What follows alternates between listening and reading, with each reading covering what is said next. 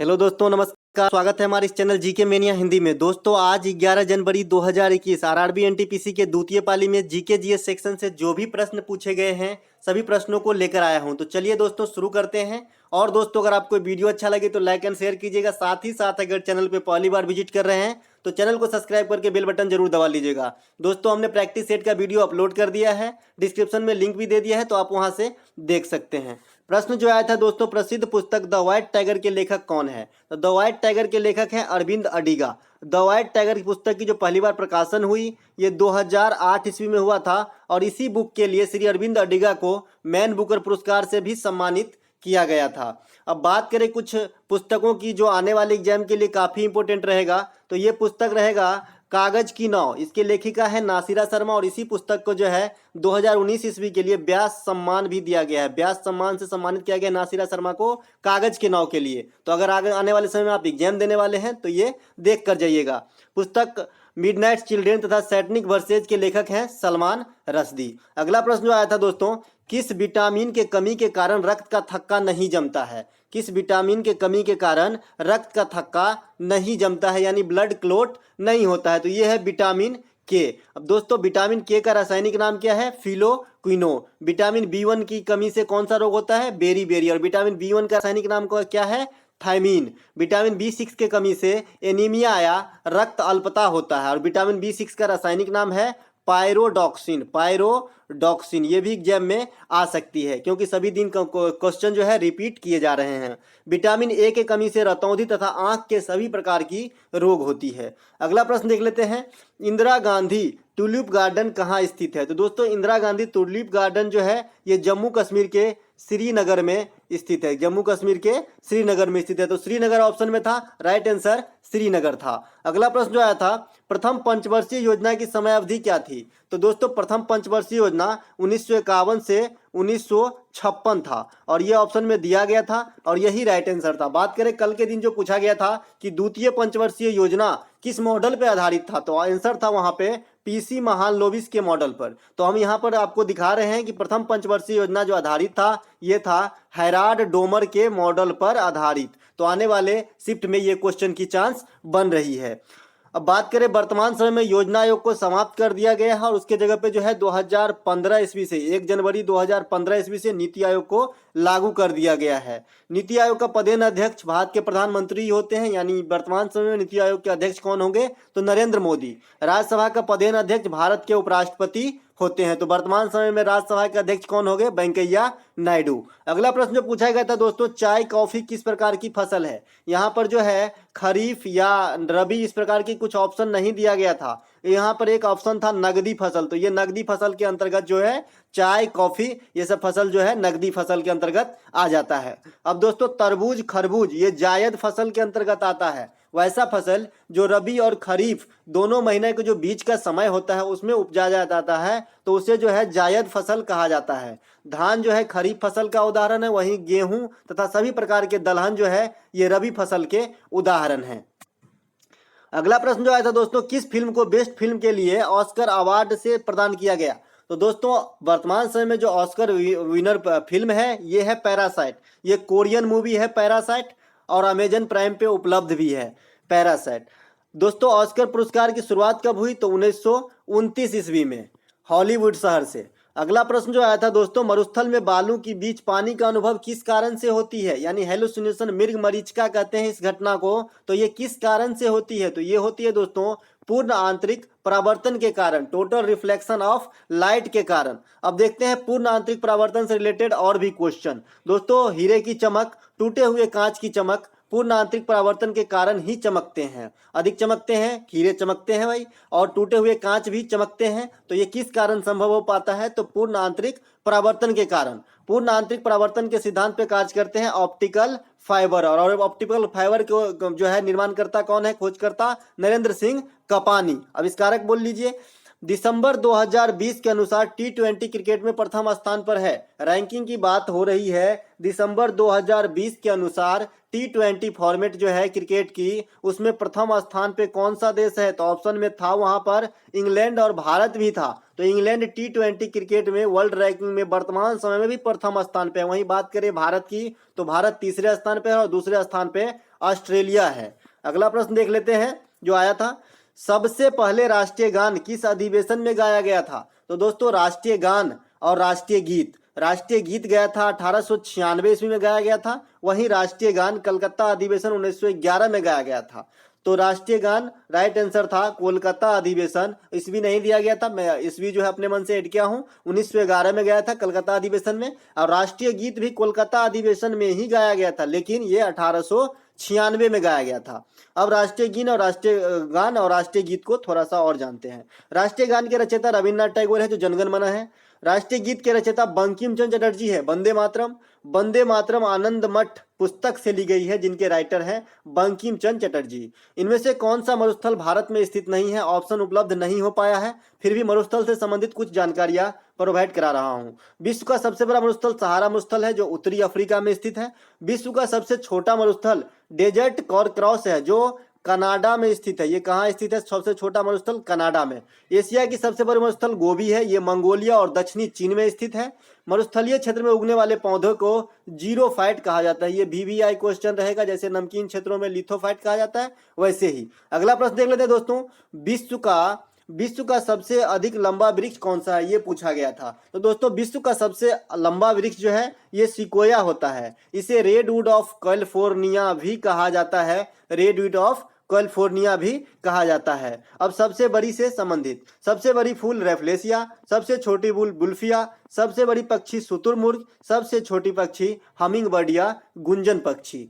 अगला प्रश्न जो पूछा गया था, PSLV का फुल फॉर्म क्या होता है? दोस्तों पिछले एग्जाम में GSLV का पूछा गया था और आज जो है PSLV का पूछा गया है। तो ये जो है ये फुल फॉर्म इस प्रकार का जो है रॉकेट संचालन क्षेत्र से, तो ये भी आप देख लीजिएगा, क्योंकि यहाँ से क्वेश्चन जो है लगातार पूछे जा रहे हैं। तो PSLV का होता है दोस्तों पोलर सैटेलाइट लॉन्च व्हीकल, ये इजी वाला था। लेकिन कल जो पूछा गया था GSLV, इसका होता है जियो साइक्रोनियस सैटेलाइट लॉन्च व्हीकल। आगे का तीनों सेम है, बस पहला वर्ड का अक्षर जो है ये चेंज रहता है। अब देख लेते हैं दोस्तों, रासायनिक तत्व मैग्नीशियम का सूत्र क्या होता है? पूछा गया था मैग्नीशियम का सूत्र क्या होता है। तो दोस्तों मैग्नीशियम का सूत्र होता है Mg और परमाणु क्रमांक होता है 12। ये पीरियोडिक टेबल में 12वें स्थान पे है मैग्नीशियम। अब बात करें लोहा का होता है Fe, सीसा का Pb, टीन का SN और टंगस्टन का W। ये बड़ा ही इंपॉर्टेंट है, टंगस्टन का जो है बार बार एग्जाम में पूछा जाता है सूत्र, तो इसका सूत्र होता है W। ऑप्शन में आपको T भी देगा जो गलत है। अगला प्रश्न जो पूछा गया था दोस्तों, विश्व पर्यावरण दिवस कब मनाया जाता है? ये दोबारा रिपीट हुआ इस सीजन में NTPC में, तो ये 5 जून को विश्व पर्यावरण दिवस मनाया जाता है। अब बात करें विश्व युवा दिवस कब मनाया जाता है? 12 अगस्त को। वहीं राष्ट्रीय युवा दिवस दोस्तों 12 जनवरी को मनाया जाता है, तो इसमें कंफ्यूज नहीं करना है, ये भारत में मनाया जाता है विवेकानंद जी के जन्मदिन के अवसर पे। जबकि विश्व स्तर पे जो युवा दिवस मनाया जाता है यूथ डे, ये 12 अगस्त को मनाया जाता है। रेड क्रॉस दिवस मनाया जाता है 8 मई को। विश्व शिक्षक दिवस 5 अक्टूबर। वहीं भारत में 5 सितंबर को टीचर डे मनाया जाता है राधा कृष्णन के जन्मदिन पे। और विश्व में जो है 5 अक्टूबर को मनाया जाता है। विश्व पक्षी दिवस 8 मई को मनाया जाता है और 8 मई को रेड क्रॉस दिवस भी मनाया जाता है। तो ये दोनों जो है दिवस एक ही दिन मनाया जाता है। विश्व महासागर दिवस प्रतिवर्ष 8 जून को मनाया जाता है।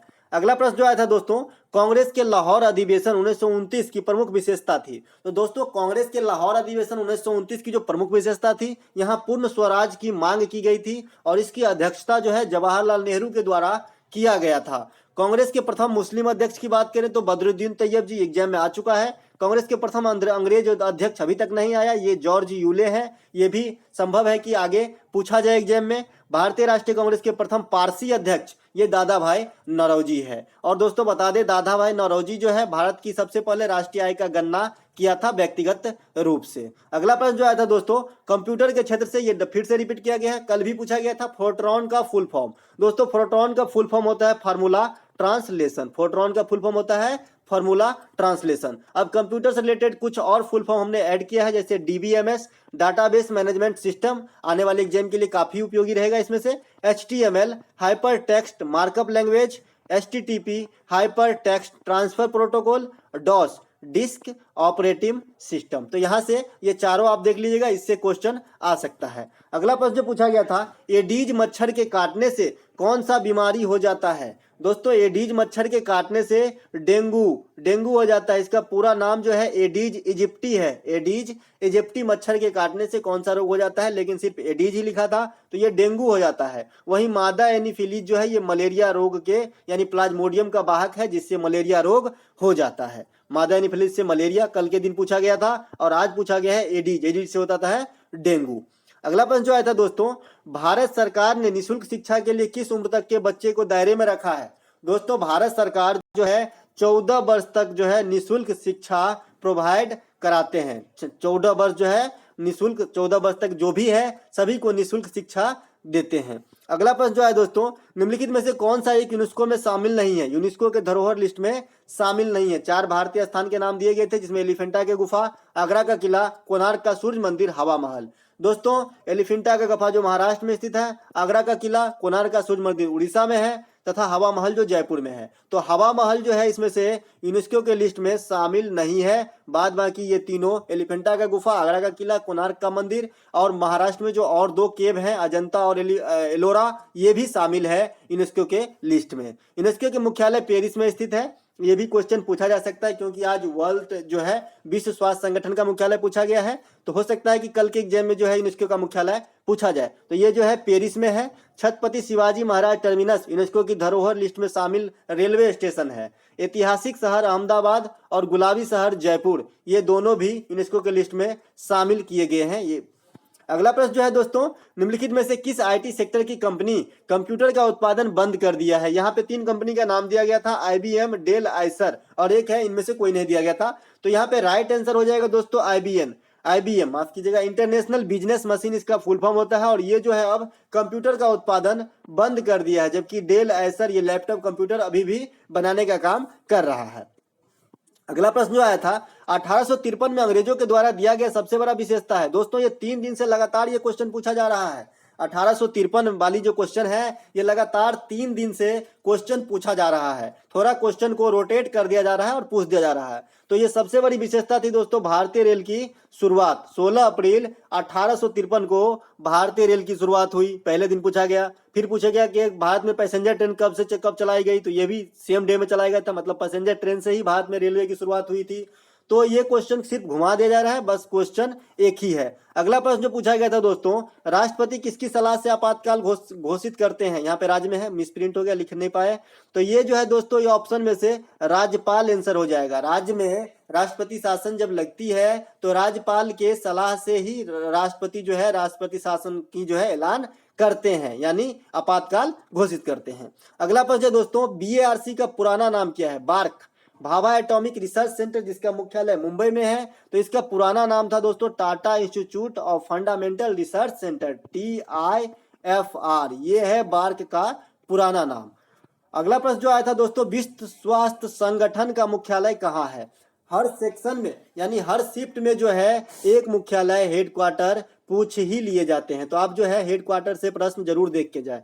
तो ये है दोस्तों जेनेवा में स्थित। विश्व स्वास्थ्य संगठन का मुख्यालय कहाँ है? जेनेवा में। 7 अप्रैल 1948 को स्थापना किया गया था विश्व स्वास्थ्य संगठन का, इसीलिए प्रत्येक वर्ष 7 अप्रैल को विश्व स्वास्थ्य दिवस के रूप में भी मनाते हैं। अगला प्रश्न जो आया था दोस्तों, भारतीय जीवन बीमा किस संस्था द्वारा कंट्रोल किया जाता है? तो ये किया जाता है इरडा। इरडा जो है बीमा क्षेत्र से संबंधित है, सभी लोग जानते हैं, और इसकी स्थापना 1999 में हुआ था। और इरडा का मुख्यालय कहाँ है? तो हैदराबाद में स्थित है। राष्ट्रीय पोषण संस्थान का मुख्यालय भी हैदराबाद में ही स्थित है। तो यहाँ से भी क्वेश्चन आ सकता है। अब लास्ट क्वेश्चन है इस वीडियो का दोस्तों, अगर आपको अच्छा लगे तो लाइक एंड शेयर सब्सक्राइब जरूर कीजिएगा। मुद्रा का विमुद्रीकरण कब किया गया? सबको याद होगा 8 नवंबर 2016 को जो है भारतीय मुद्रा का विमुद्रीकरण किया गया था। तो चलिए दोस्तों, इस वीडियो में इतना ही, मिलते हैं एक नए वीडियो के साथ।